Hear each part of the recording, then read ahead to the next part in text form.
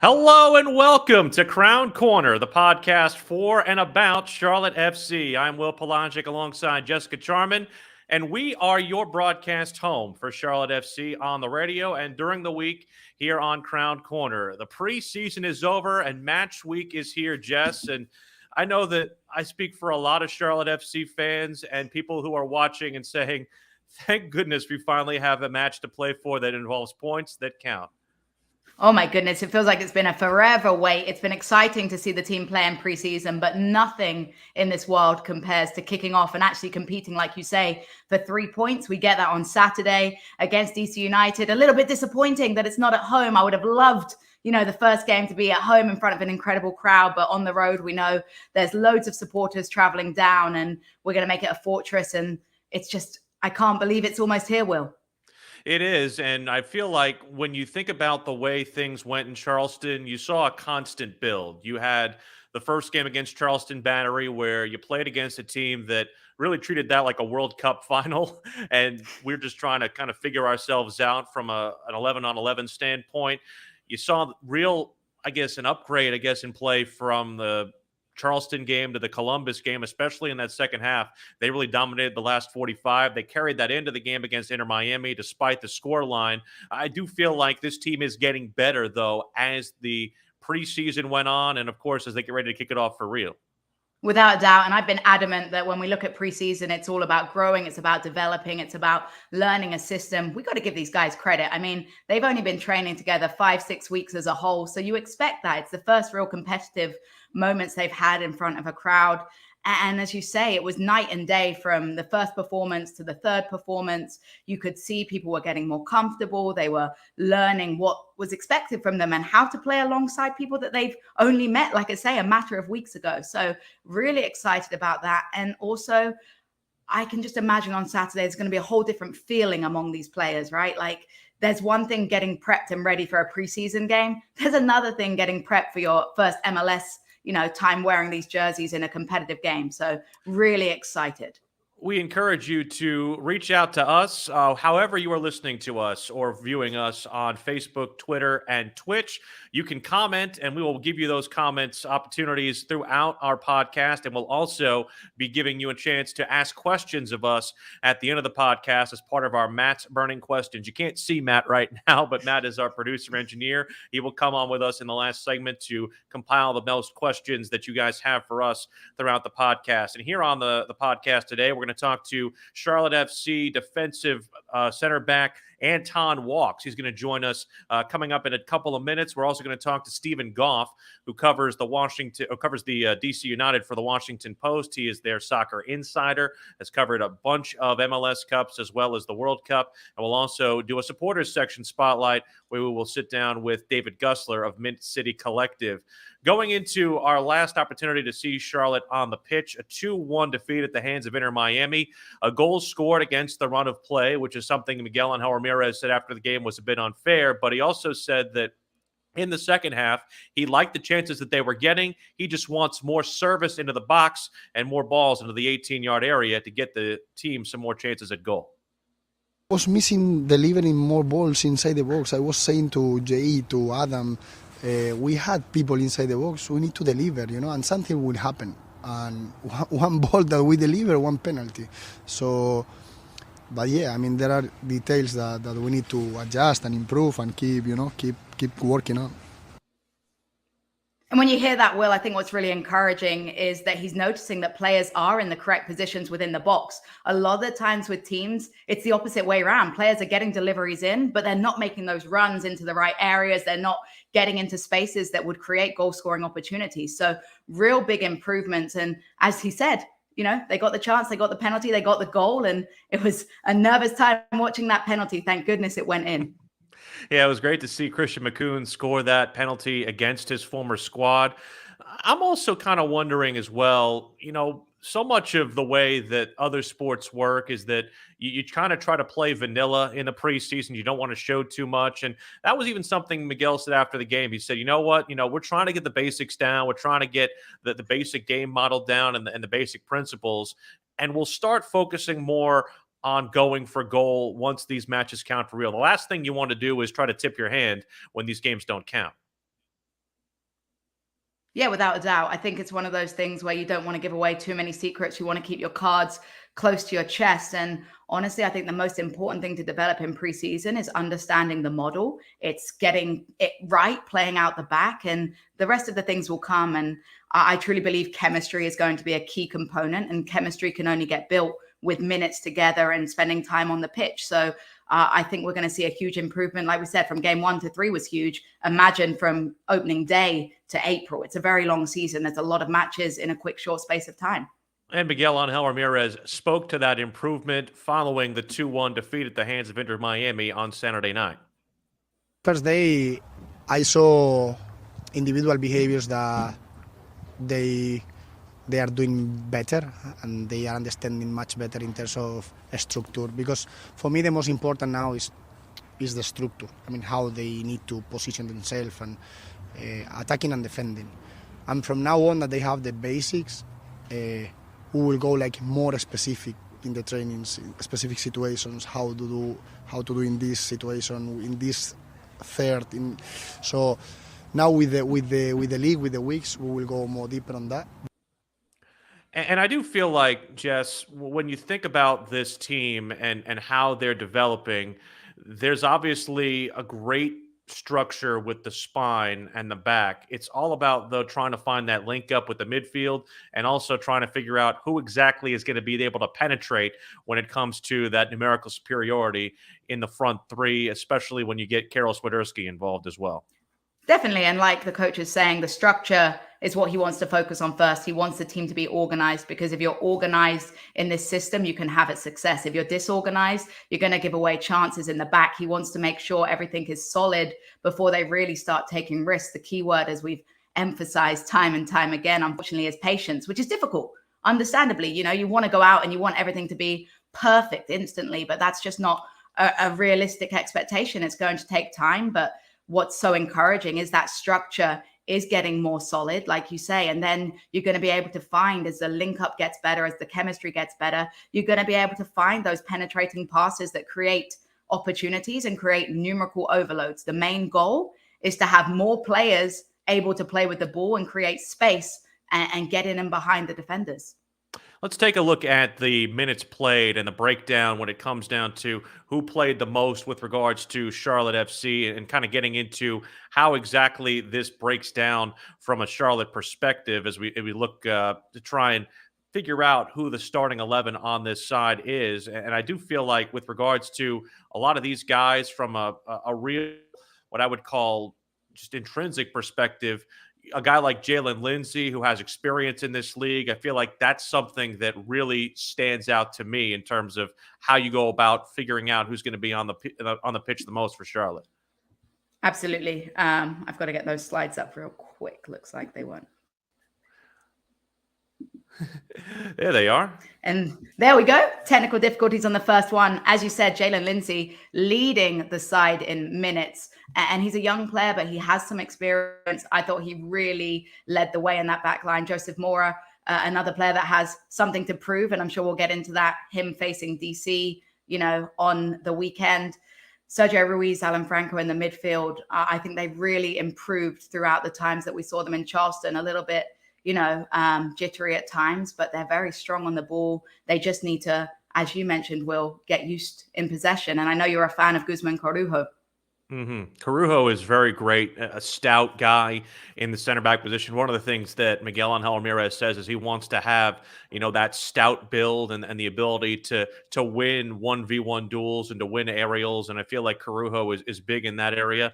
And a guy who also stands out to me, and he's kind of been, I don't want to say I've been the trumpeter when it comes to his fan club, is Chris Hagart right there at the bottom. He's somebody who at a very, very young age is stepping into this club and only really has the first team preseason experience with Seattle, played last year with Georgetown, went very, very deep in the NCAA tournament, but he's somebody who has a lot of technical skill right away, and I do feel like he's only going to grow as a player as this season goes on and as his career goes on here at Charlotte. 100%. And I was so impressed because he plays with a maturity. I think that a lot of the times young players, particularly in America where they go to college, it's a big jump from the collegiate game to professional soccer, but he plays with a maturity and he hasn't skipped a beat. He's confident with the ball. He's willing to speak to the players. I think that's another thing that I've been really impressed with. He's a very vocal player. And sometimes with young players, you're not used to seeing that. The young players kind of don't want to become leaders, but he's really stepped up and made an impact in the middle. A guy who can be a leader for this squad is Brandt Bronico. He spoke with us after the game on Saturday and talked about just how exactly he feels this group is trying to not only learn the game model, but also play together. Of like learning each other. We're a new group. We've been together for 4.5, 5 weeks now, and just kind of being together and playing together so frequently. We get another week before DC. So hopefully we can learn each other more and build more chemistry before that game. How ready do you think this group is to play a full 90 against an MLS squad for points? Look, I think we're ready. We have a great group of guys, very talented guys that want to work for each other. And I think we'll show that next week against DC. And I love that positivity. He just sounds so confident. And we've spoken about it, in the last couple of minutes about how chemistry is key, how time is very important. He understands that. And I love that the side is truly showing that patience and understanding, but also the confidence. They've been labeled as an underdog. They've been written off by a lot of journalists already, but they believe in themselves that they are improving every week. And they're very excited to get on the pitch and truly show in a competitive match what they can do. Looking at the keeper minute, it's something that I know is very near and dear to your heart, Jess, as somebody who played goal for Clayton State and abroad with Reading. This is going to be and it has been an interesting battle over the course of the season when it comes to who's played the most. It looks like Christian Kalina is the projected starter, but I do feel like they did see a lot from George Marks, especially early, as somebody who can profile for them as an option, especially down the road after he signed himself his first professional contract just earlier this week.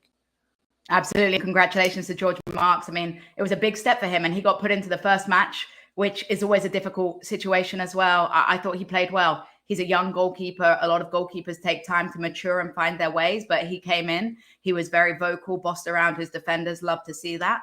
Obviously still needs some adjustment when it comes to the system.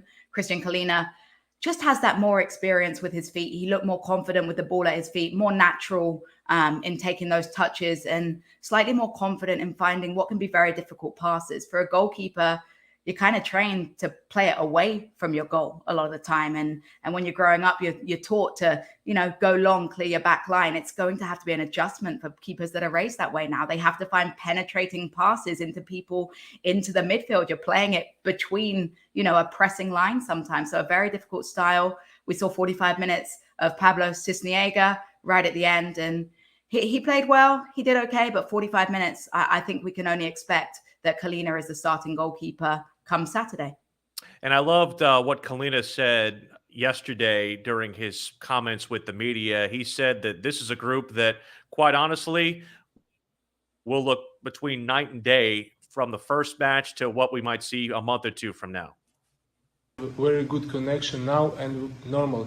From the season, we will grow up and who knows how we will start, and maybe we will play from the first round perfect football for us, and we will grow up small, or maybe we will not start so good, but then after 1-2 months you will see that this club have quality and this club have very good players.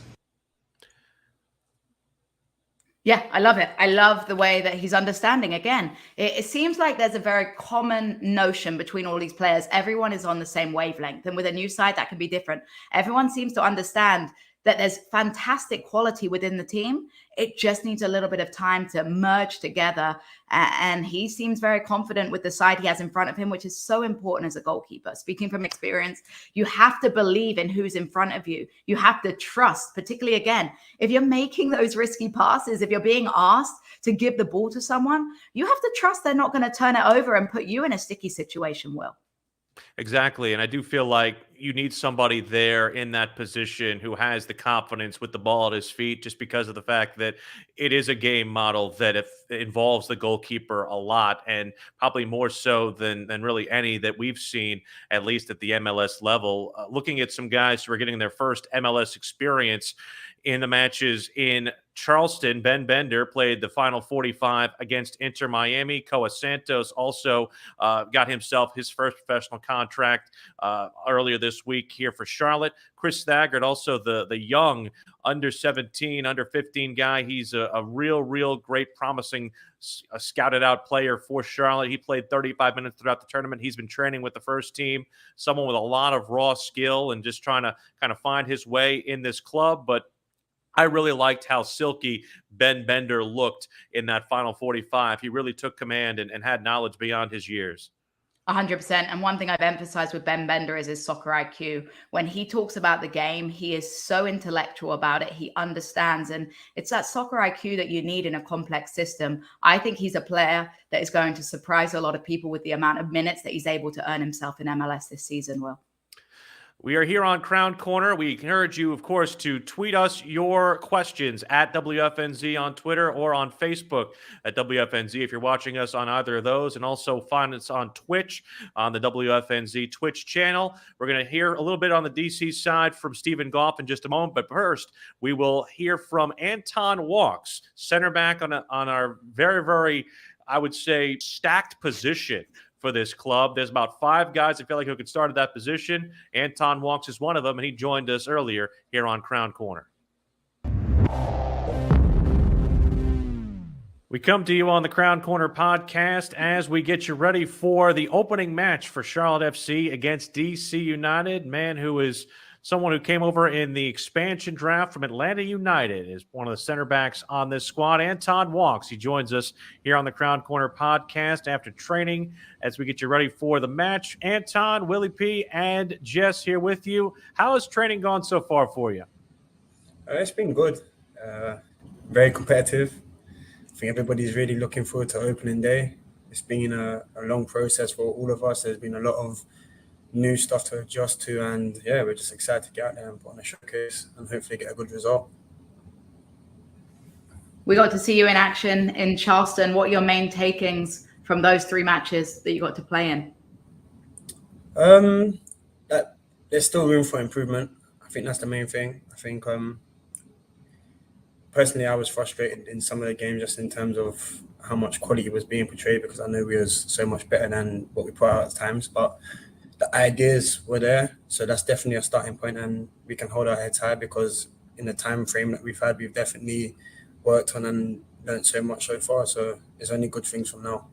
Mm-hmm. Anton, the impression I get from a lot of the players is that it's very hard to play through this because you're thinking about so much in terms of the game model. How difficult is it to kind of play instinctively without having to think where the ball's supposed to go next?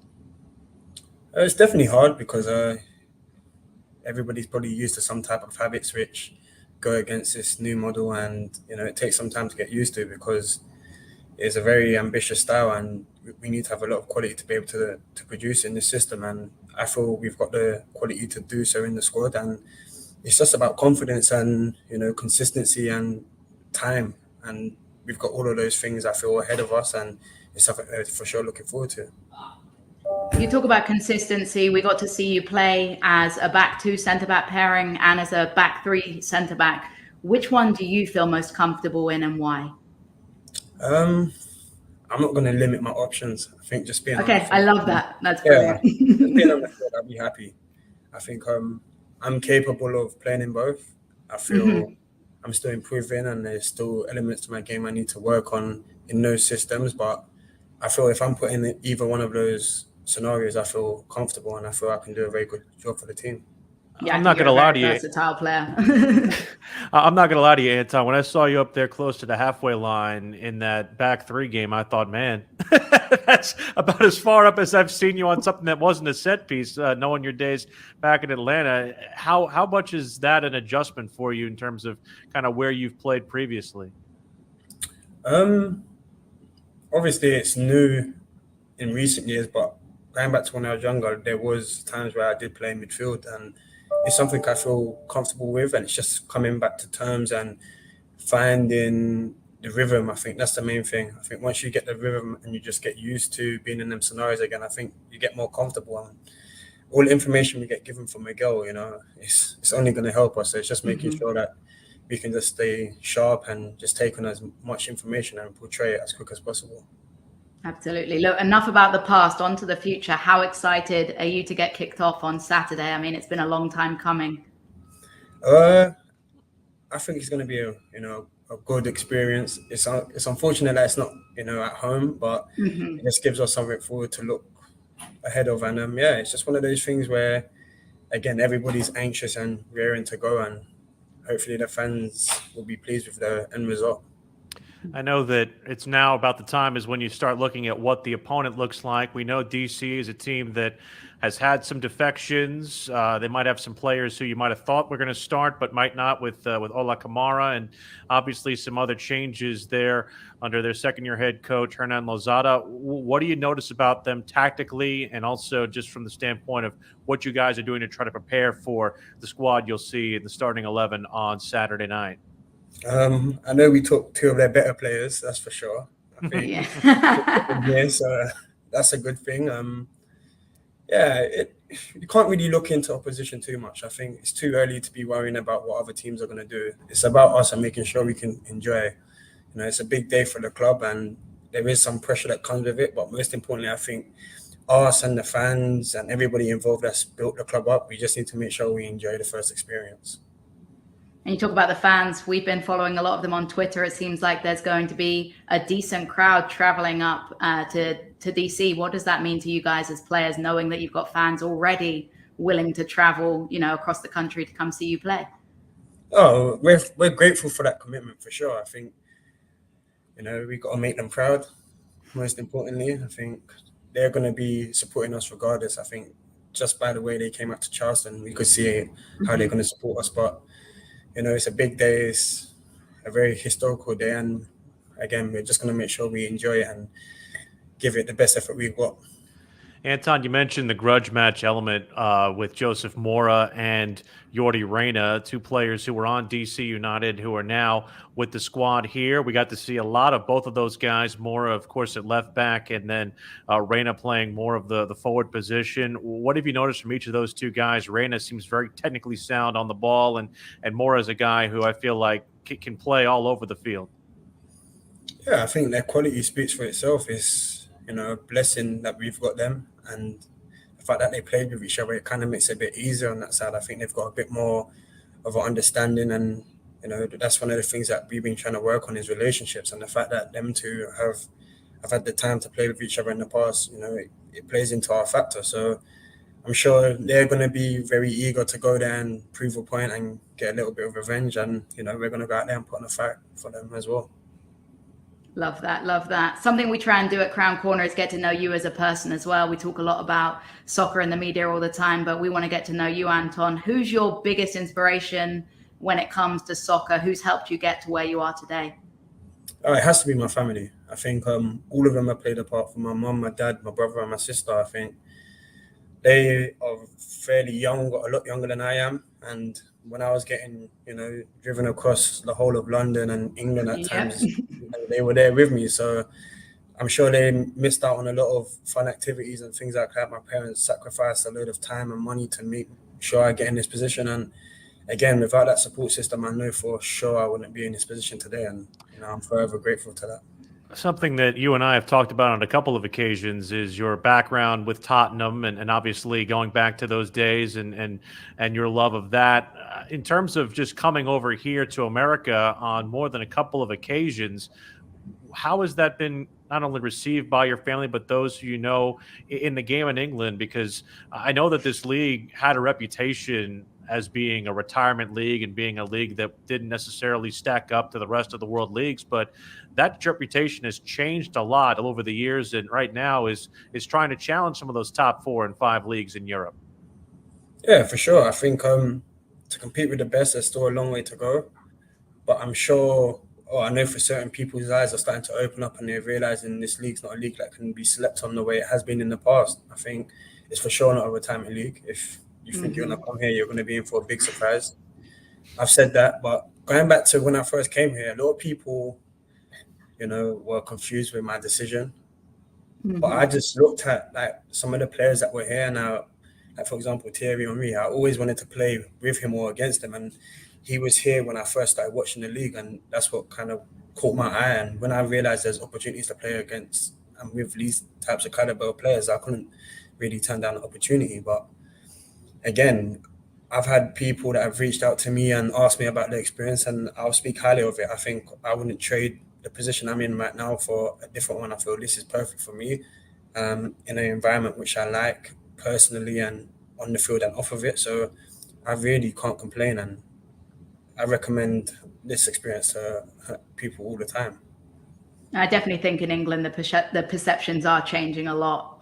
For me, talking to people back home, they're actually watching the games in England. They're played on Sky Sports, all of that. So I think it's definitely growing, and the respect is building in England as well.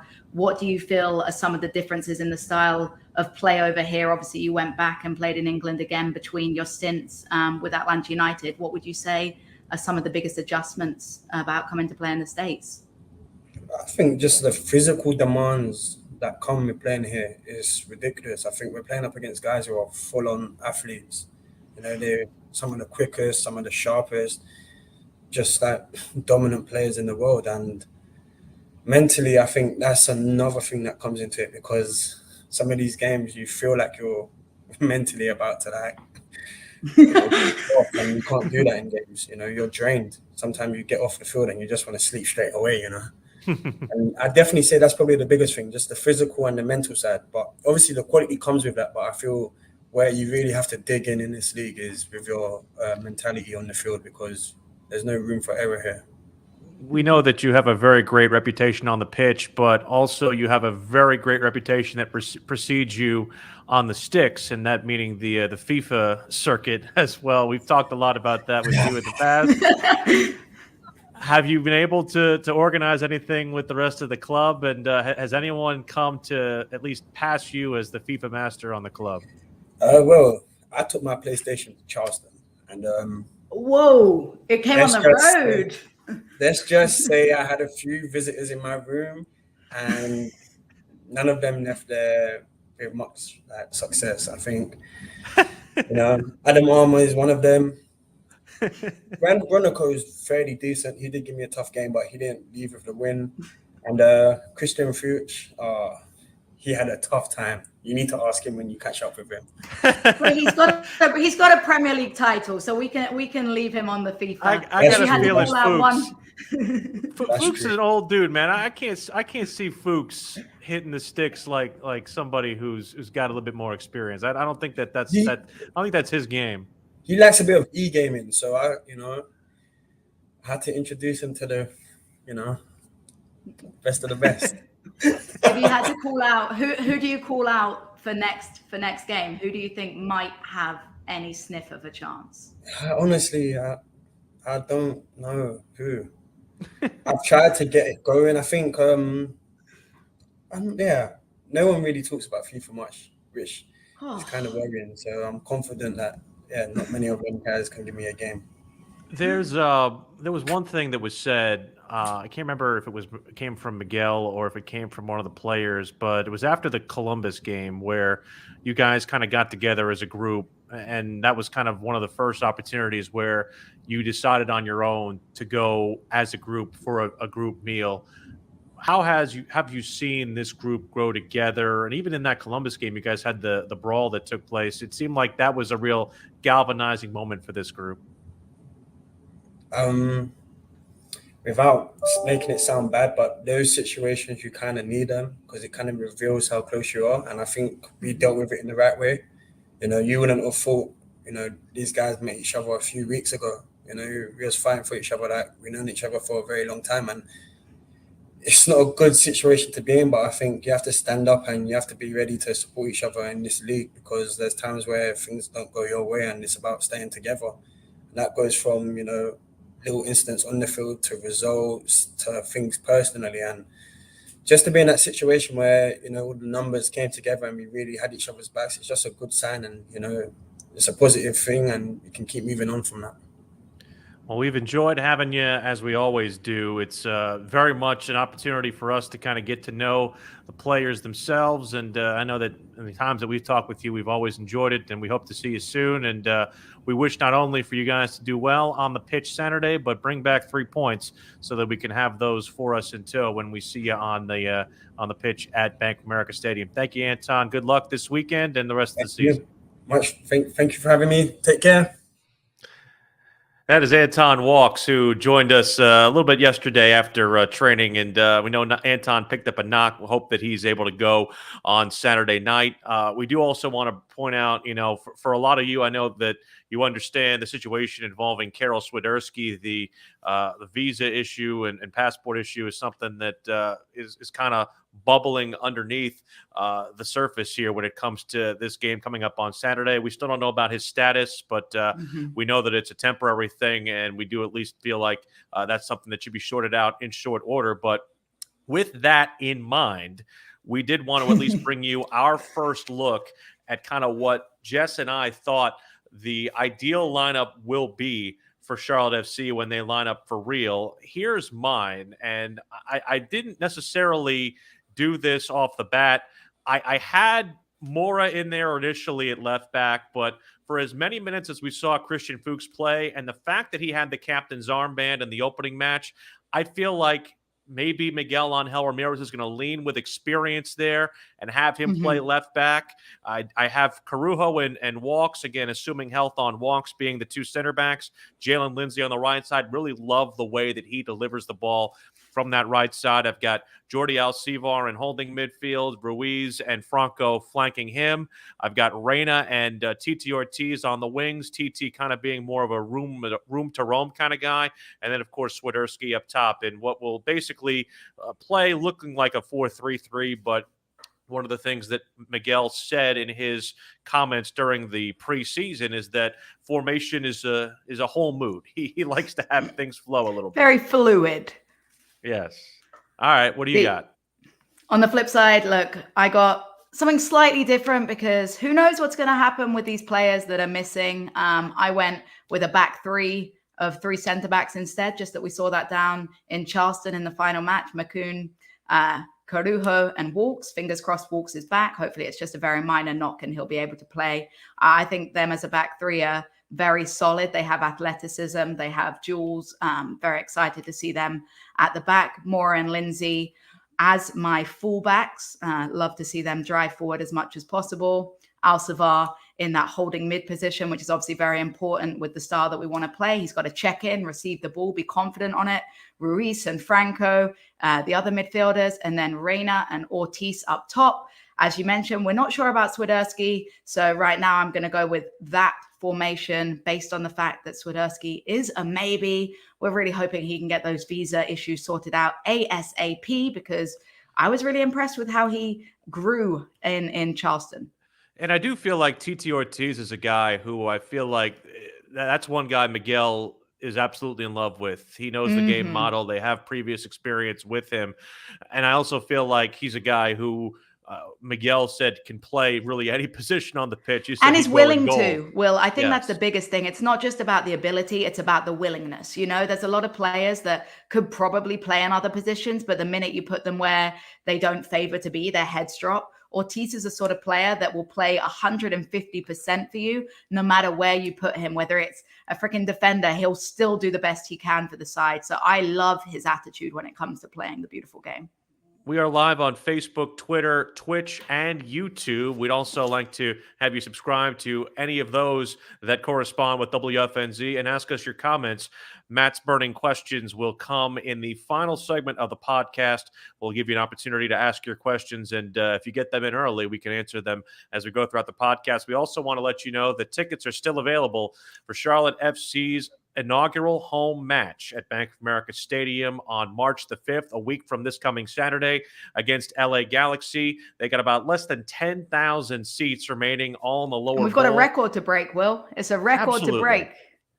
We need to beat that record from the city to the south. They have the record. We want to take that away from them, looking to have 74,000 in Bank of America Stadium for that game next weekend.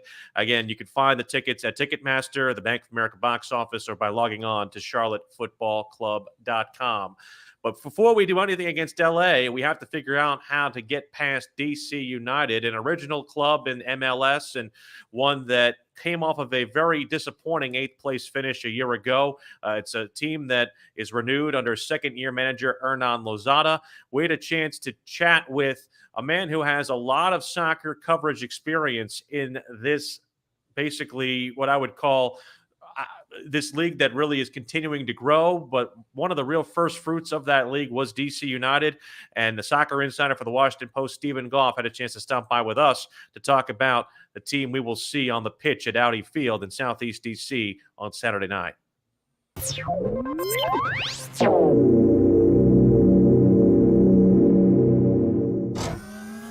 And on the Crown Corner podcast, time to do a little bit of opposition research as we look at DC United for the first time. Team that finished 8th in the East last season, 14-15-5, made who covers them for the Washington Post, is Stephen Goff, and he joins us on the Crown Corner podcast. Stephen, Will, and Jess here with you. We're happy to kick this off, and we're happy to do so against a traditional MLS side. And I guess from your aspect at 30,000 feet, what have been your impressions from Charlotte FC from afar? They certainly sold a lot of tickets, so that's a good sign. Seems like there's a lot of enthusiasm in the city. This is common for expansion teams in MLS. There's certainly a pretty extensive honeymoon period for the team, the competitive side of things. And the first priority is to get the business side and the marketing and everything else up and running. And it seems like those are in place for Charlotte. In terms of just where you feel like this DC United group is right now, Stephen, just because of the fact that they had a lot of changes, second year under Hernan Lozada, what does this team look like from what you've seen in the preseason? Yeah, no, there have been a lot of changes, but the core of the team has remained largely the same, especially defensively with guys like Steven Birnbaum and Andy Nahar, Bill Hamid. They've gone out and gotten some attacking pieces, one of whom isn't scheduled to arrive until the summer from Rapid Vienna. And then they just signed Michael Estrada, a striker who's been playing in Mexico, Ecuadorian forward. But there's some big losses here. Paul Arriola was traded to Dallas. Kevin Paredes was sold overseas to Wolfsburg in the Bundesliga. And several other players were let go. I mean, Lozada came in kind of late in the process last year, and he's putting more of a stamp on the team this year with the personnel moves. Yeah, a lot of players have gone, and we'll see how things fall into place. Should be a competitive team. How good? Hard to say. It's MLS season, teams change throughout the year. This isn't like other sports where your team is pretty much set for most of the year. So we'll see how it goes with them. And you look back to last season and you mentioned, as the first year, a transitional year. When you look at the numbers, you're the team that has scored equally second, the most amount of goals, conceded the third amount of goals in the East. What do you think that tells you about the system? It's exciting, obviously, but risky defensively. Do you think that's something that they've tightened up this season so far in preseason? Yeah, I mean, he wants to play an entertaining, open style, high pressure counterattacking, just pounce on opponents when the ball turns over. So yeah, I mean, it does expose you to counters. It's just the style he plays. Defensively, they are pretty strong with guys like Birnbaum and Hamid and his experience there, Brendan Hines-Ike. But they get a lot out of their wingbacks. Absolutely. And this year, last year Julian Gressel was fantastic, serving in balls from the right wingback position. The left side was supposed to be Kevin Paredes' job. He was traded. He was sold overseas.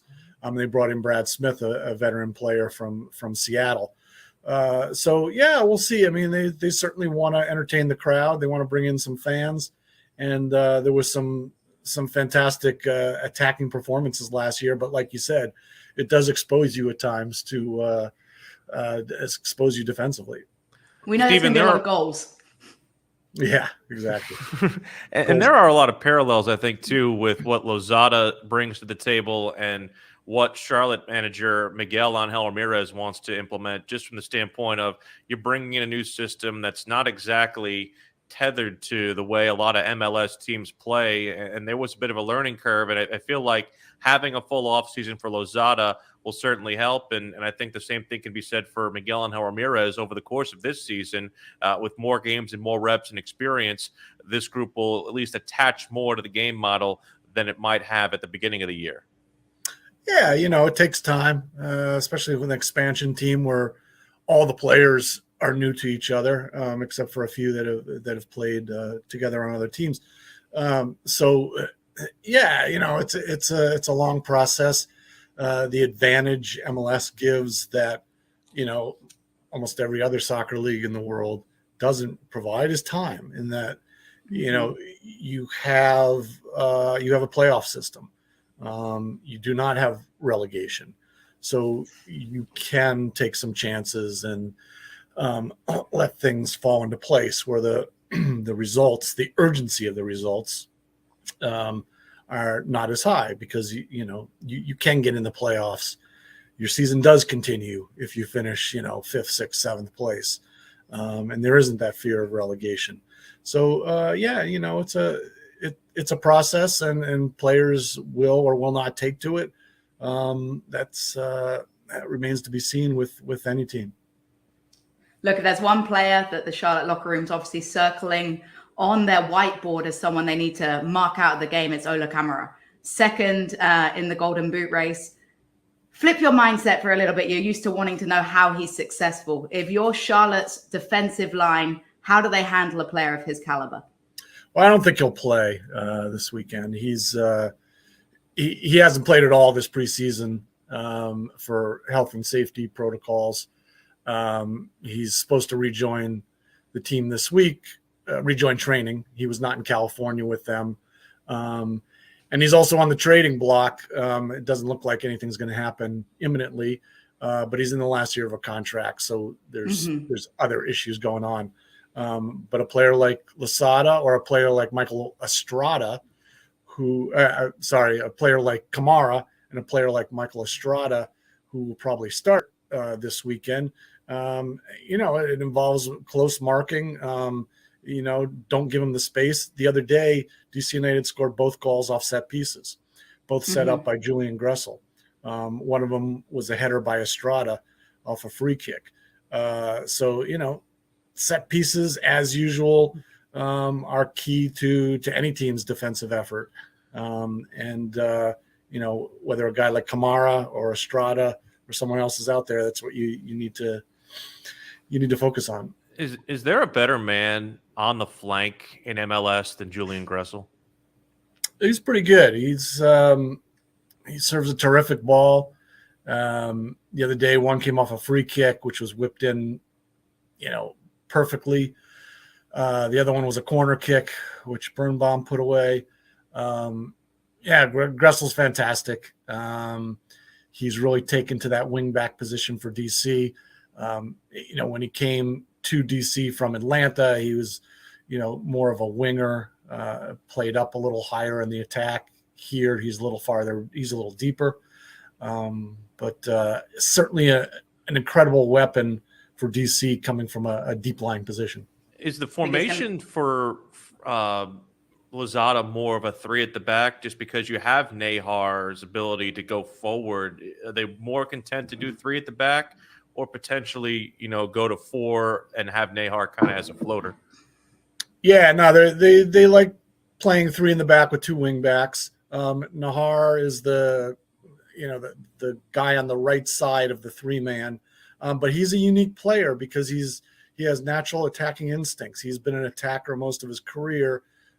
He's found a place there with DC, and he'll come up and join the attack either on the wing or even centrally, and then Dressel will sit back and cover for him.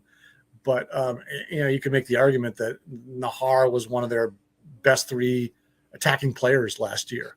He just has this unique ability to come out of the back and create opportunities.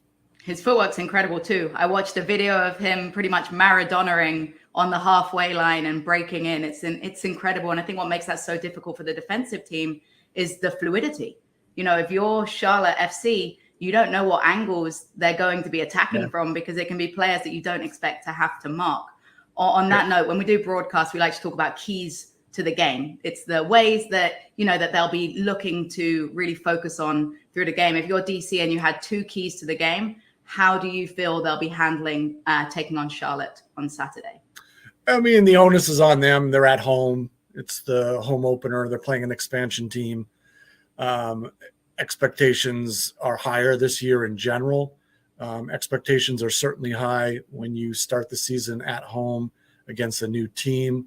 I think the pressure will be on DC to take the initiative and put pressure on them and just strangle them, strangle Charlotte when Charlotte's trying to play the ball out of the back or whatever their tactics are. I think DC will press very hard for an early goal and just set the tone early, get a goal, get maybe 2 goals, and, really control the tempo and the flow of the match throughout. Stephen, I did want to ask you about the Areola departure, because I know us here in Charlotte, I think we were watching that with great intentions, thinking that he might come here. Of course, he goes to FC Dallas for $2 million in GAM. I think a lot of people looked at that particular transfer and said, wow, $2 million in GAM. I don't know if that's a $2 million in GAM player. Do you feel like that deal was fair value for Dallas? Do you think they overpaid? It's a lot of money in MLS parlance. Paul is a high energy impact guy. He's also been injury prone. He had the ACL a couple years ago, but then this past year he had a lot of issues with hamstrings, which cost him some national team time. You could certainly attribute part of that to Losada's demands, physical demands, training demands, that it took a toll on Paul and other players.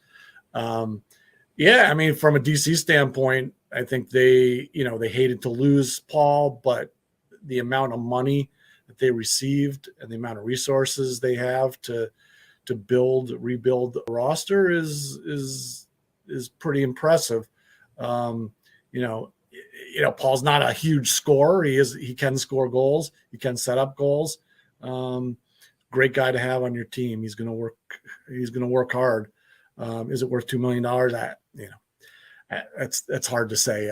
From a production standpoint, no, because he's not like a 20-goal scorer or anything like that. But certainly an influential and key part of any team he will play for.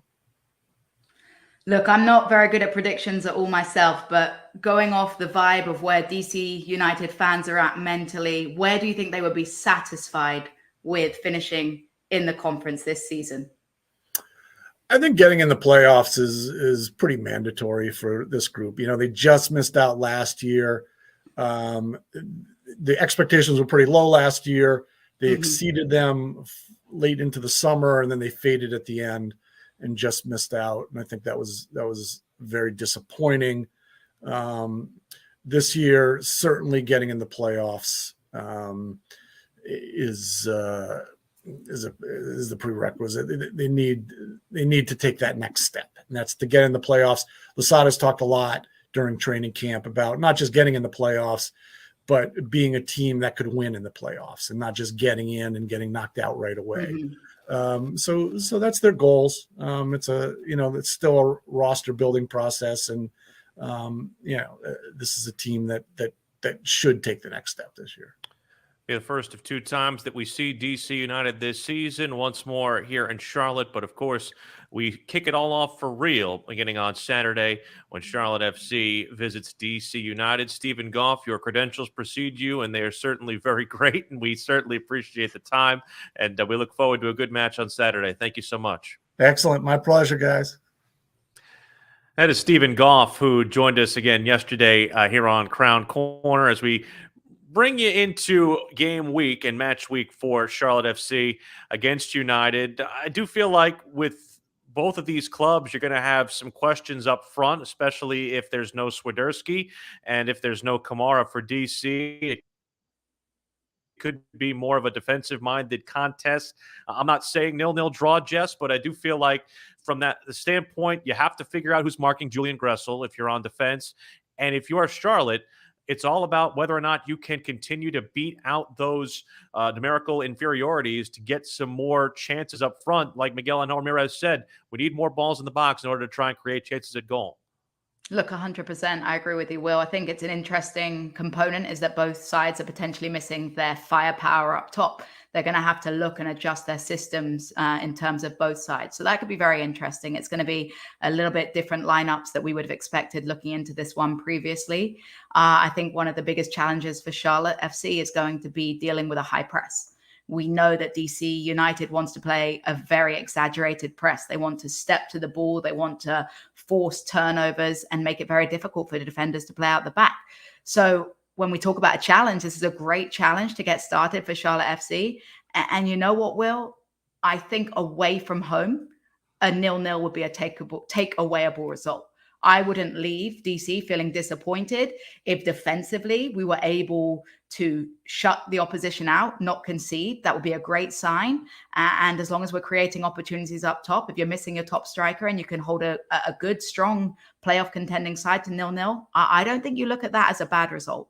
Well, I also feel like, too, with a high press, Jess, and I almost feel like in talking to Miguel and talking to the players, they invite something like that because that's something that I feel like stretches out the line of confrontation. And because of that, it allows you to play the ball into more open space, which allows you to get odd man advantages going the other way. And I do feel like, again, everyone looks back to the Charleston matches saying that was incredibly glaringly bad because of how they struggled against the press, but they were much better at it against Columbus, to the point also with Miami where Miami wasn't even pressing. So they were allowing a free escort in the middle of the park. And I feel like that part of it is when you figure out a way, or at least show an aptitude in being able to handle the high press, that will cause an opponent to back off and it will allow you to control possession a lot more in your favor.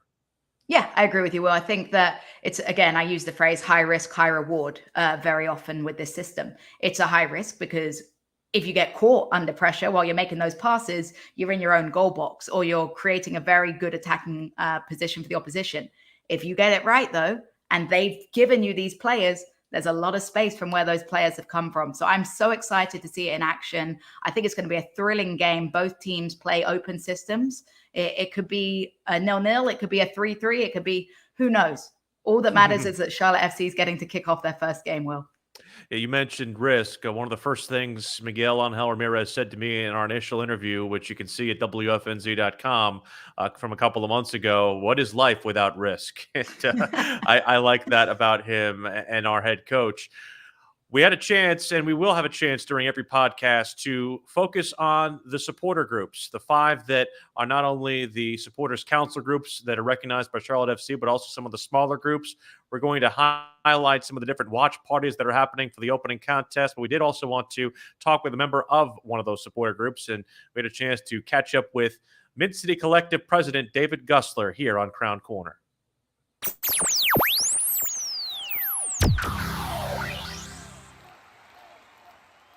On the Crown Corner podcast, a feature we will do for you every week here. It is the Supporters Spotlight. We will go around all the different supporter groups that support this great club, and one that has basically taken the entire city of Charlotte and the rest of the Carolinas by storm is Mid-City Collective. And I bring the brand new scarf that we have from the president, David Gussler, who is their fine head over at Mid-City Collective. He joins us here on Crown Corner.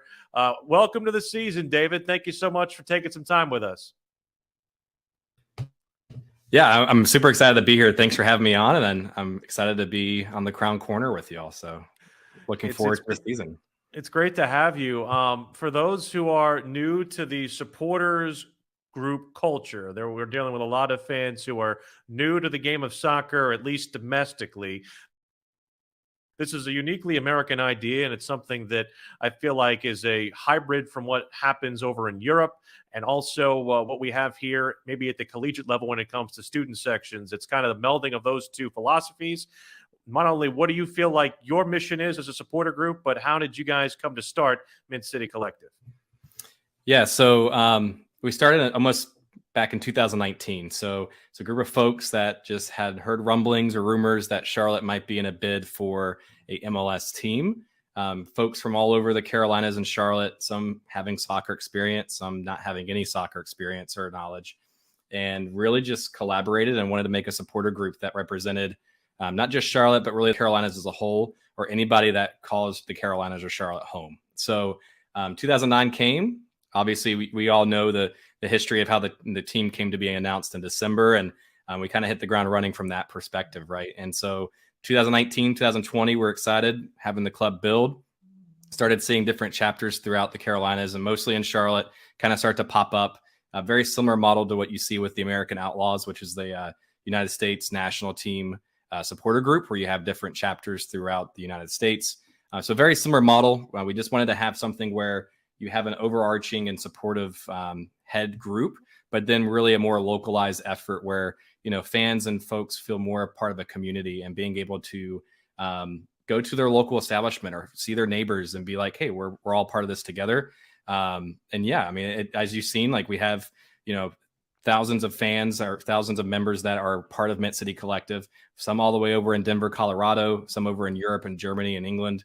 But again, mostly here in the Carolinas within the surrounding area. That's incredible. I have to ask, because I was putting on this lovely t-shirt. Thanks for sending it, by the way.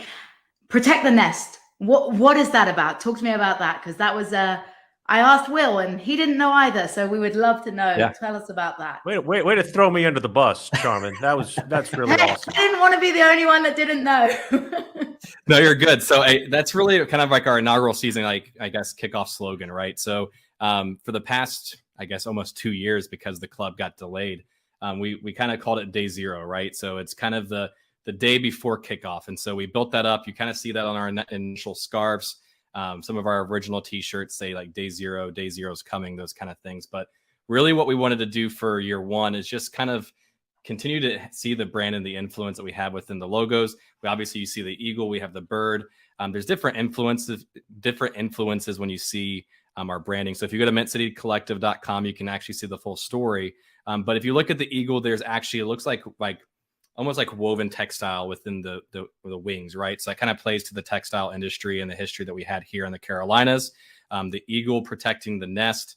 Really what we're looking at here is that we're wanting to protect, with our region, our area, our stadium, our fans, right? And have that supporter group and supporter section culture. And obviously Mid-City Collective, the name comes from, the history of Charlotte used to have a mint here, right? The first one on the East Coast outside of Philadelphia.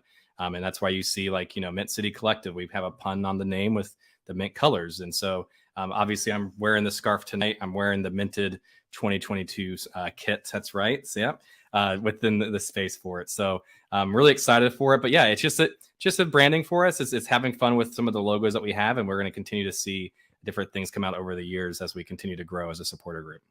I will brag on Jess a little bit because I heard her in another podcast talk about the collegiality of the supporter groups and those on the Supporters Council. And we want to make sure that you guys know that we'll be talking to all the groups as part of the Supporter Council and some of the other ancillary groups every week here on Crown Corner. We'll talk to the folks from Southbound and Crown next week.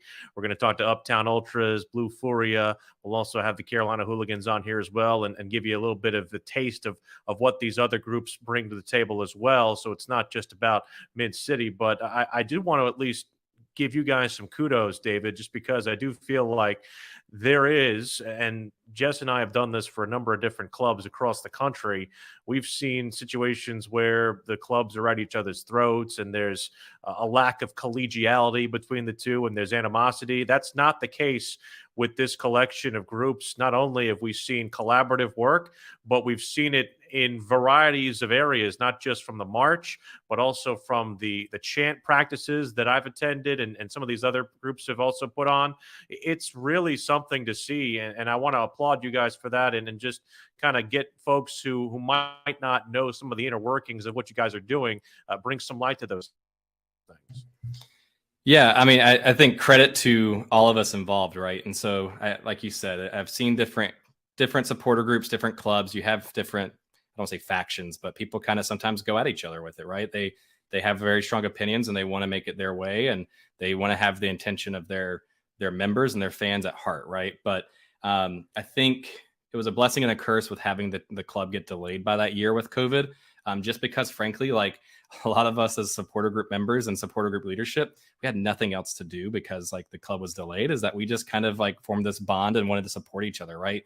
We were really bored. We're sitting at home for X amount of time, not doing anything. And so I think that really helped bring us together when it comes to that. But behind the scenes, like, yeah, we have a supporter group council when it comes to officially recognized supporter groups within the area. But I mean, we all work together. We all have a common goal. We just want to have support for the club. We want to have this amazing environment within the stadium. We want everyone to feel welcomed and represented. Like, I remember for a while there, Mint City Collective was like one of the only supporter groups out there for a while. But like we were begging folks and asking folks, like, we want more supporter groups out there because we know we won't be the only option or the only choice for people to join. And that's when you've seen their groups like Southbound and Crown pull up, Blue Furia more recently, right? Hooligans, Uptown Ultras, right? So they popped up all over the place, which is great. But I think we've all been willing to help support each other because we want each other to be successful. And it's not a competition. We're not trying to see who gets what or who has the most say. It's really just, hey, we're all here as fans and we want to make this be as successful as we can and have that amazing environment when it comes to game day. And as Will said, that's not something that's completely common everywhere. Something that I love about supporters groups, at least from the conversations I've had with you, is that it's not just about game day either. It's about community initiatives. It's about nonprofits. It's about charity work. Can you give us a little bit of a detail about what you guys are passionate about when it comes to that walk? Yeah. So community is like near and dear to my heart, but I know it's also something that we actually made as a supporter group council decision. So one thing that's unique and within the supporter group council is that we actually require each supporter group that's officially recognized to have a community initiative every quarter, right? And because we know that we have this reach and we have these memberships, that we can do better good for our communities and not just be soccer hooligans per se, right? We want to make an impact locally. And so with Mint City Collective, like in particular, we do a couple of different things. So I know we have localized chapters throughout the Carolinas. I'll just give a quick plug to like the NODA chapter, the Lake Norman chapter. They adopt a street, they adopt a highway. They go out into their local community and pick up trash, pick up litter, make sure that the community is something where their neighbors feel proud to be living there, right? We've done things with Block Love locally here in Charlotte where we volunteered and helped, feed the homeless here in the Carolinas and provided supplies and sanitary supplies for them. And then other things such as like breast cancer awareness back in this past year, we actually rebranded Mint City Collective as Pink City Collective to kind of bring awareness to breast cancer awareness. And remember that. And so we brought basically donations. We had members like donating and we matched the donations towards that to go towards a breast cancer awareness within the Carolinas, and a soccer tournament that brought both soccer and cancer awareness and preventative measures for it as well. So it's near and dear to my heart. We're going to continue to do it more and more. I know when it comes to game day, we're going to have a perfect opportunity with our tailgates and pregame opportunities to be able to make an impact with thousands of fans walking by. So stay tuned, because we're going to continue to do more within this space. And David, speaking of the games, we got one this weekend against DC United on the road. Tell folks how they can find you if they're traveling to the nation's capital, and also if they're not, where you guys are going to be for your individual parties getting ready to watch our club's first match. Yeah, so I'll touch on first for the fans who aren't going to DC for us, right? So make sure you go to mintcitycollective.com and you go into the chapters page. You can actually see we have 13 to 14 different chapters, and also future chapters moving forward, stretching all across the Carolinas and North and South Carolina. And every single chapter has a home location or a bar or a restaurant, wherever it is. And they're going to be hosting the games there. They're going to have watch parties there. They're going to have specials in some of those places. I will give a shout out and a plug to the Matthews location at Beer Temple and Matthews. They're going to have a food truck. They're going to have specials with drinks. If you wear your Mint City Collective gear, they're going to have a discount or a potential package for those members there as well, just to watch the game. So definitely check us out on social. We're posting it all over the place. Each chapter typically has their own social media page as well. So they're going to be there. Now, for the fans that are going to the game, so we actually have these different tailgate packages. One of our members, Chris Harmon, is actually really passionate and helps support with that. We are actually going to be traveling to DC. We're going to be pre-gaming or tailgating at the Mission there at the Naval Yards there near Audi Field in DC. And so we're going to be going there, and then we're going to be marching from there to the stadium. I'm being able to watch the team perform against DC United. So I know we have over 300 people going to DC. So it's going to be a huge, we've almost got 2.5 sections full of fans there in DC United. So super excited about that. And it's only a small taste of what's to come when it comes to Bank of America on March 5th. And you just let it in. Bank of America, what are the plans for that incredible home opener of a match that we cannot wait for? Yeah, so I'm glad you asked, because we actually just ended a supporter group council call working on that. So we're going to have this amazing tailgate lot not far from the stadium. It's about a half mile down Moorhead, and it's going to be this huge lot. And all the supporter groups are going to be there. They're going to be able to tailgate. We're going to have food. We're going to have drinks. We're going to have music. We're working on some other things behind the scenes to be there in that space, but it's open to everyone. So there's not parking there, but anybody can come and attend. If you want to be a supporter group, check out all the different groups that'll be there, but come hang out with us. And then from there, we're actually going to march to the stadium. Obviously, we're going to have our drums, we're going to have our smoke, our banners, our flags, our chants while we make our way to the stadium. And then obviously when we make it to Mint Street and head into that supporter section part of the stadium, it's just going to be crazy, and it's gonna be amazing when we walk in. So all of us heading in at one time, heading straight to our section within the stadium, and just ready to make some noise, and ready the team when they come out for the first time in Bank of America. You can follow them on Twitter at MintCityColl. You can also find them online at mintcitycollective.com. David Gussler, part of the fine group that heads up that faction. We appreciate the time, David. We look forward to the game this weekend, and thank you so much for spreading the word about how to get involved with them. Thanks for having me, y'all, and I appreciate it. And I look forward to seeing you guys at the tailgate and possibly DC here soon. So we'll make it happen. Yes. See you soon.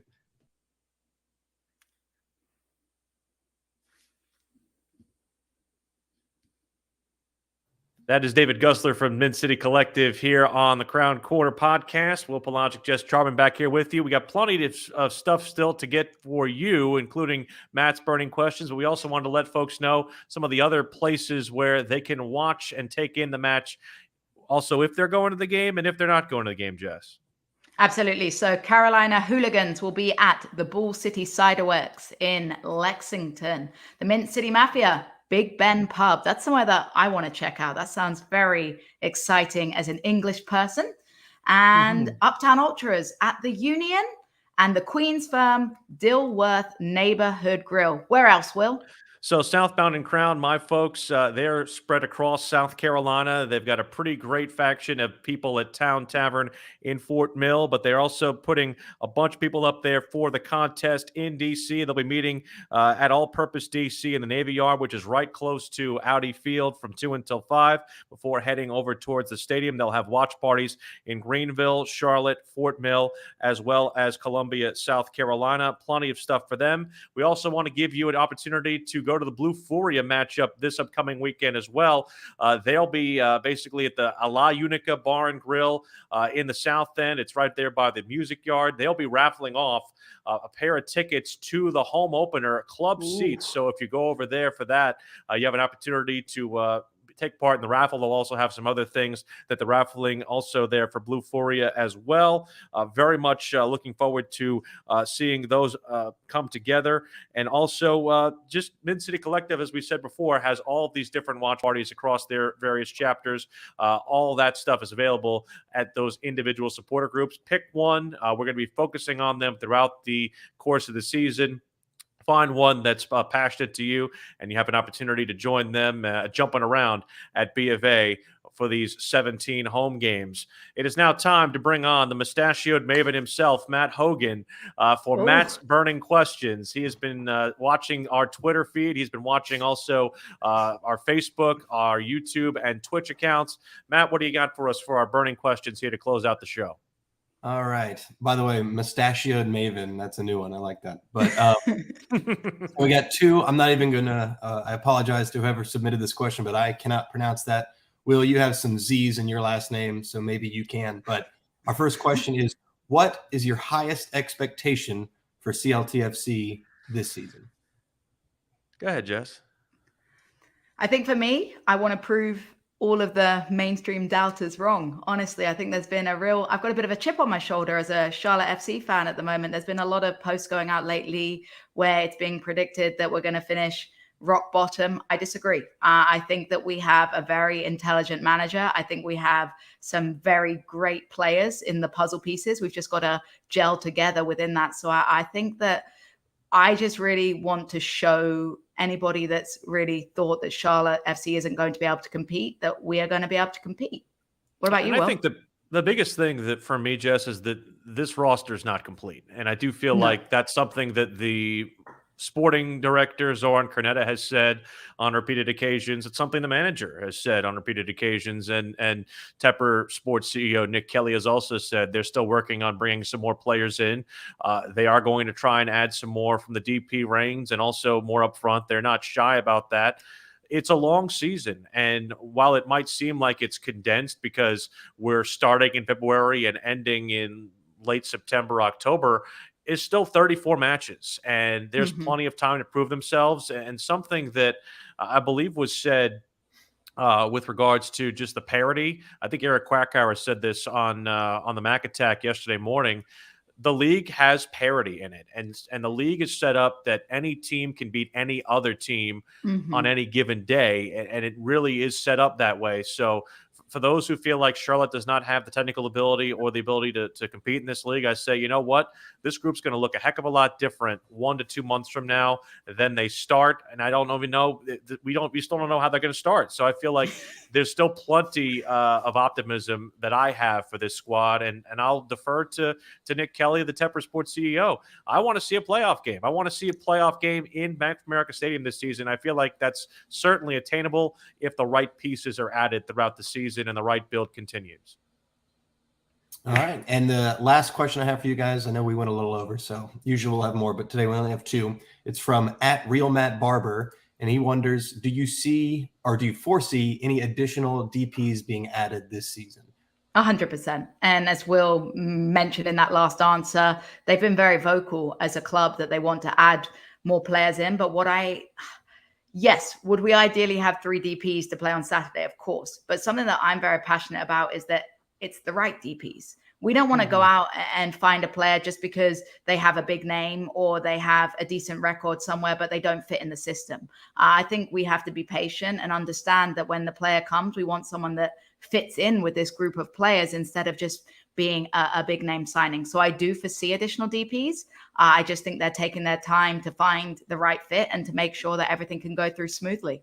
You could look no further than our opponent on Saturday. When they added Wayne Rooney in DC United, you know, there was a lot of marketing that surrounded that. I knew a lot of those guys who worked in the marketing department at DC United, and they were rather bullish and chesty, and they were all about, oh, come see Wayne Rooney. And it was almost like a circus attraction for a while there. And then, you know, a month after I was up there, he went away and decided, you know what, I'm not doing the MLS thing anymore. And their interest dropped like a millstone. The club quality dropped like a millstone. And even when he was playing there, it wasn't like they got the full the full value out of a player like that. So I'm with you, Jess. You know, I'm more on the side of trying to do measured approaches. And it's not as if this group has not looked at, I mean, Nick Kelly brought it up. There's been 2 or 3 that could not get over the line for factors that didn't necessarily have anything to do with Charlotte FC. Paul Arriola, I'm sorry, he's not a 2 million GAM player, and I don't care if he scores when Charlotte plays DC or when it plays FC Dallas later on this season. I just don't feel like that was a strong use of money. And even if so, if it was a tie goes to the runner thing, you know what? I feel all right that Charlotte's not the one spending that $2 million in GAM. That would have been an overpay for me. The Darwin Machis issue is something that, you know, was left for whatever reason not over the line. I do feel like it's something that they're going to try and find a player that's like that can fill in, that they can get over the line. It was one player that they were trying to sign over in Europe that got injured when he was basically right on the verge of signing. So it's these types of things that happen as part of a build. You have to add 30 players in terms of that. You know, in an off season, you're normally trying to add 4 or 5 or 5 or 6. Charlotte had to add 30. And for those of you who say that, you know, they had all this time to build, it's not like you're going to pull somebody off their squad in the middle of the season to play for a squad that's not playing. They really have only had, realistically, Jess, since the end of the MLS season and really since the middle part of the domestic seasons overseas, because at the same time, the way the MLS calendar works, it works contrary to the way that the European calendar works, to the South American calendar works. They start their calendar mostly when our basically fall season begins. And as a result of that, you do feel like that puts MLS expansion clubs at a bit of a disadvantage because it's hard to pull guys away mid-season, especially with that limited transfer window. 100%. And we saw Charlotte FC try to do that. They put a couple of players on loan at Charlotte Independence to give them some time, but it's difficult. It's not as easy, you know, and as I've said on numerous occasions as well, MLS is a very unique league, and American soccer is very unique in that we're still creating franchises. That's not something that's usual. So it's also difficult to sometimes drag people away from a club that has a history, that has a build-up, that now is trying to go to somewhere where they have no idea. They have no idea what Charlotte FC is about. So it's a different kettle of fish, but I truly believe that we're going to be just fine. And Christian Kalina even said this, you know, when a club starts up overseas, they start like the 5th division down. Mm-hmm. They don't have to play at the top flight league right away. It's something that's very unique to American soccer, and maybe they would have been served to play maybe a year down in the 2nd division, kind of like St. Louis is doing. But I do feel like this is the right build. The right people are in place.